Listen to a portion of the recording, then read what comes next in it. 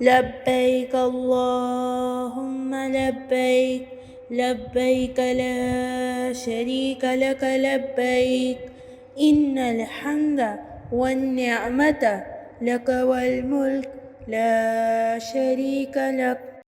نحمده رسوله النبی الکریم اما بعد فاعوذ باللہ من الشیطان الرجیم بسم اللہ الرحمن الرحیم۔ یہ ہے نعمت اسلام اور ہم حج سیریز کر رہے ہیں۔ میں ہوں آپ کی اسپیکر کائنات شیخ۔ آج کا موضوع ہے قربانی کس پہ فرض ہے۔ سب سے پہلے تو میں بتانا چاہوں گی کہ قربانی یہ ہمارے نبیوں کی سنت ہے، تو قربانی ایک بہت ہی پسندیدہ عمل ہے، فرض نہیں ہے، لیکن اللہ کے نزدیک یہ ایک سب سے محبوب اور بہترین عملوں میں سے ہے، یعنی کہ اس کی تاکید کی گئی ہے، اس پہ زور اور سٹریس دیا گیا ہے، اس کو ایک اہم عمل کہا گیا ہے۔ کئی روایتوں کے ذریعے ہمیں پتہ چلتا ہے کہ رسول اللہ صلی اللہ علیہ وسلم نے کئی بار قربانی کی۔ سنن ابو داؤد کی بک نمبر 9 کی روایتیں ہیں۔ ابو سعید خدری سے روایت ہے، چیپٹر نمبر 1032 حدیث نمبر 2790 کی روایت ہے، رسول اللہ صلی اللہ علیہ وسلم سینگوں والے مینڈوں کی قربانی کیا کرتے جس کی آنکھیں، منہ اور پاؤں کالے ہو۔ دوسری روایت ہے حضرت انس رضی اللہ عنہ کی، وہ یہ کہ رسول اللہ صلی اللہ علیہ وسلم نے اپنے ہاتھ سے 7 اونٹ کھڑے کر کے نہر کیے اور مدینہ میں 2 سینگدار مینڈوں کی قربانی کی جن کا رنگ سیاہ اور سفید تھا، یعنی سفید کھال کے اندر سیاہ دھاریاں تھی۔ چیپٹر نمبر 1032 حدیث نمبر 2787۔ تیسری روایت جو ہے وہ حضرت جابر بن عبداللہ رضی اللہ عنہ کی ہے، وہ کہتے ہیں کہ نبی اکرم صلی اللہ علیہ وسلم نے قربانی کے دن سینگدار ابلق کھسی کیے ہوئے 2 دمبے ذبح کیے۔ جب ان کا قبلہ رخ کیا تو آپ صلی اللہ علیہ وسلم نے یہ دعا پڑھی، بسم اللہ الرحمن الرحیم، انی وجہت وجہی للذی فطر السماوات والارض علی ملت ابراہیم حنیفا وما انا من المشرکین، ان الصلاۃ ونسوکی ومحیا ومماتی للہ رب العالمین لا شریک لہ وبذالک امرت وانا من المسلمین، اللہم منک ولک آن محمد وامتہ بسم اللہ واللہ اکبر، جس کا ترجمہ ہے، میں اپنا رخ اس ذات کی طرف کرتا ہوں جس نے آسمانوں اور زمین کو پیدا کیا، میں ابراہیم کے دین پر ہوں، کامل موحد ہوں، مشرکوں میں سے نہیں ہوں، بے شک میری نماز، میری تمام عبادتیں، میرا جینا، میرا مرنا خالص اس اللہ کے لیے ہے جو سارے جہان کا رب ہے اور اس کا کوئی شریک نہیں، مجھے اسی کا حکم دیا گیا ہے اور میں مسلمانوں میں سے ہوں۔ اے اللہ، یہ قربانی تیری ہی عطا ہے اور خاص تیری ہی رضا کے لیے ہے، محمد اور اس کی امت کی طرف سے تو اسے قبول کر، بسم اللہ واللہ اکبر، اللہ کے نام کے ساتھ اور اللہ بہت بڑا ہے، پھر ذبح کیا۔ یہ حدیث ہے چیپٹر نمبر 1032 حدیث نمبر 2789۔ اب سوال یہ ہے کہ قربانی کون کرے؟ اس کا جواب یہ ہے کہ قربانی ہر وہ شخص کرے جو قربانی کرنے کی طاقت رکھتا ہے، اس کے لیے کوئی صاحب نصاب ہونا یا زکوٰۃ دینے والا ہونا ضروری نہیں ہے، حتیٰ کہ ہم نہیں بھی کماتے اور اگر اللہ نے دیا ہے تو قربانی کیجیے۔ کبھی ایسا ہوتا ہے کہ ماں باپ یا باپ دادا سے اتنی دولت ملتی ہے کہ لوگوں کو کمانے کی ضرورت ہی نہیں پڑتی، تو ہمیں اس سے یہ معلوم ہوا کہ یہ شرط نہیں ہے کہ قربانی کرنے والا ایک کمانے والا شخص ہو۔ اگر آپ استطاعت رکھتے ہیں، کیپیبل ہیں، تو آپ قربانی کریں، کیونکہ یہ ایک بڑا اور محبوب ترین عمل ہے۔ آپ اس عمل کو چھوڑ نہیں سکتے معمولی ایکسکیوزز دے دے کے کہ ہمیں اچھا نہیں لگتا یا اس میں مشقت ہے، یہ کون اتنا مہنگا جانور خریدے، اس سے اچھا ہم دوسروں میں پیسے بانٹ دے، یا کون ایفرٹس لے گا۔ ناظرین، ایفرٹس لیں گے تو ہی تو اس کا اجر ملے گا نا۔ جنت کمانا کیا آسان ہے؟ قرآن سے ایک آیت آپ کے سامنے رکھ رہی ہوں، سورہ حج کی آیت نمبر 37 آپ کے سامنے رکھ رہی ہوں۔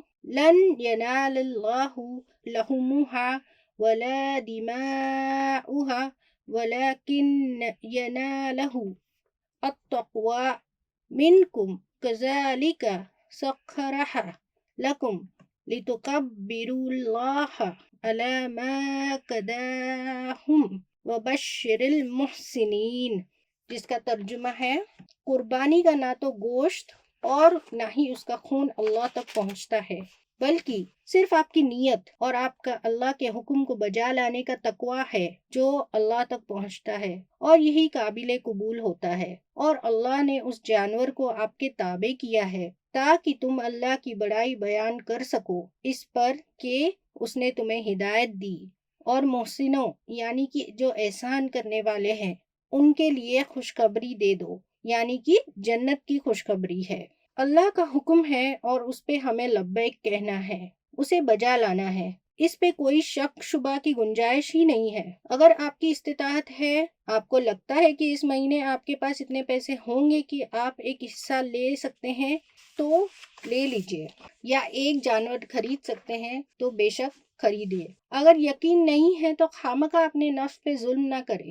اسلام میں ہر چیز کا خیال رکھا گیا ہے، اور ایک مومن کی نفس اور جان اللہ کے نزدیک بہت ہی اہمیت رکھتی ہے۔ تو بوڑھا ہو یا جوان، مرد ہو یا عورت، جو کوئی استطاعت رکھتا ہے وہ قربانی کرے۔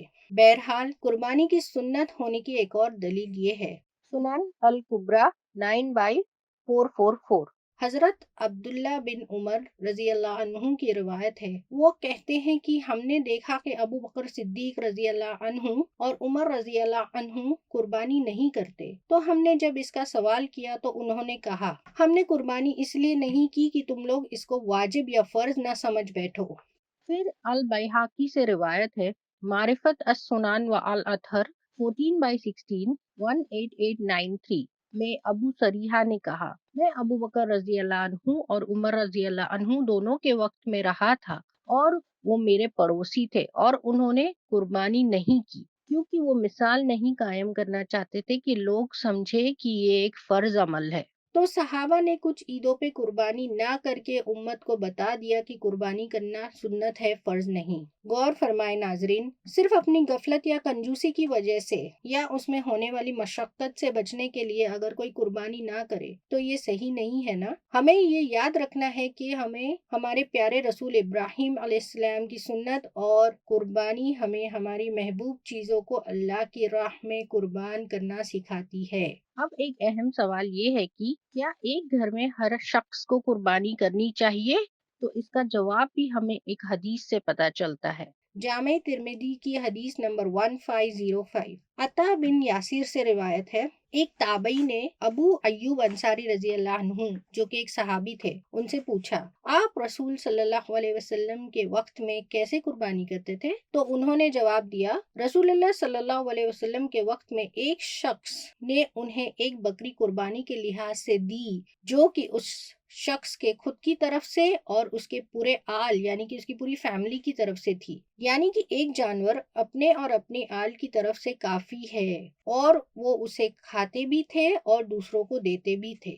اس کے بعد لوگوں نے اسے انا کا مسئلہ بنا دیا اور حالات بدل گئے جیسے کہ اب حالات ہے، یعنی کہ اب لوگوں نے اسے تکبر، شو آف کا مسئلہ زیادہ بنا دیا ہے۔ اس میں بھی کمپٹیشن کرنے لگے ہیں کہ فلاں پریوار نے 10 جانور ذبح کیے ہیں تو ہم 20 کریں گے۔ یہ تو غلط بات ہوئی۔ آپ تو قربانی اللہ کو خوش کرنے کے لیے کر رہے تھے یا پھر دنیاوی دکھاوے اور ریاکاری کے لیے کر رہے تھے؟ یہ بات تو سمجھ لیجئے، جو لوگ ایک ساتھ رہتے ہیں to make it easy، جو دادا باپ بیٹا ایک ہی کچن سے کھائے، اگرچہ سب کماتے بھی ہو تو بھی اس فیملی کے ہیڈ کی طرف سے ایک ہی قربانی کافی ہے۔ پر جو خاندان الگ الگ گھروں میں رہتے ہیں یعنی کہ الگ الگ کچن میں کھاتے ہیں، دادا الگ سے، باپ الگ سے، بیٹا الگ سے، تو قربانی بھی الگ الگ ہوگی۔ ہمارا دین اتنا آسان ہے، کسی پہ بھی ایکسٹرا بوجھ نہیں ڈالتے اللہ سبحانہ و تعالیٰ۔ پر مجھے تو ایک سے زیادہ قربانی دینی ہے، یا کوئی یہ بولے کہ مجھے بھی میرے نام کی قربانی کرنی ہے، تو ماشاءاللہ اب ضرور کیجئے، اس میں کوئی روک ٹوک نہیں ہے۔ اگر لوگ خود اپنی خوشی سے ایک سے زیادہ حصہ یا ایک سے زیادہ جانور کی قربانی استطاعت رکھتے ہیں اور خالص نیت اللہ کو قرب حاصل کرنے کی نیت سے زیادہ جانوروں کی قربانی کرتے ہیں تو اس میں کوئی حرج نہیں ہے، بلکہ انشاءاللہ اور ثواب حاصل ہوگا۔ قربانی میں اتنے فائدے ہیں کہ اپنے آل کے ساتھ ساتھ رشتہ دار اور غریب سبھی کو گوشت نصیب ہوتا ہے۔ جب ہم جانور لاتے ہیں قربانی کی نیت سے تو اسے کھلاتے پلاتے ہیں، پیار کرتے ہیں اور اس کی ہر ضرورت کا خیال رکھتے ہیں، پھر صرف اللہ کی رضا اور حکم کی تعمیر کرنے کے لیے اسے قربان کر دیتے ہیں۔ سبحان اللہ۔ تو انشاءاللہ ہم سب یہ نیت کریں کہ ہم اس سنت کو قائم رکھیں جو ہمارے پیارے رسول حضرت ابراہیم علیہ السلام کی سنت اور ہمارے رسول اللہ صلی اللہ علیہ وسلم کی بھی سنت ہے۔ اللہ عالم، جزاک اللہ خیر۔ السلام علیکم ورحمۃ اللہ وبرکاتہ۔